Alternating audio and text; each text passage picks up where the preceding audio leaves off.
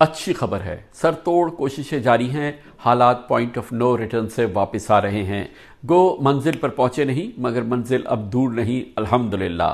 آثار قرائن معلومات بتا رہی ہے کہ 22 کروڑ پاکستانی جلد ملک میں جاری سیاسی چپقلش بلکہ سیاسی ہیجان سے آزادی کا سانس لے سکیں گے۔ بتایا گیا ہے کہ موجودہ سیاسی جنگ ختم کرنے کا عزم کا اظہار آج ایک اہم اجلاس میں کیا گیا۔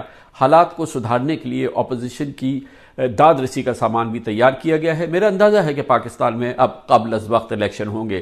اپوزیشن اسے اپنی جیت سمجھ سکتی ہے۔ 75ویں یوم پاکستان پر ہمیں پاکستان بچاؤ تحریک چاہیے۔ وزیر اعظم عمران خان، اپوزیشن، فوجی لیڈرشپ، ہم پاکستانیوں کو اس جنجال سے نکال سکتے ہیں، ملک کو گہری کھائی میں جانے سے بچا سکتے ہیں۔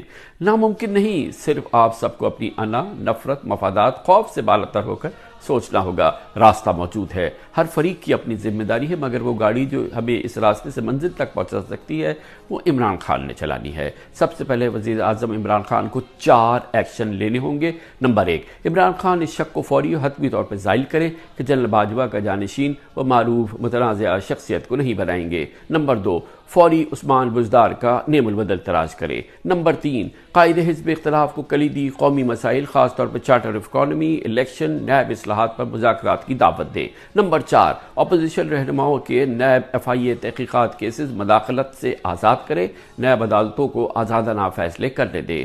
پاکستان بچاؤ تحریک میں اپوزیشن اور جواب میں اس کی لیڈرشپ کو تحریک عدم اعتماد واپس لینی ہوگی۔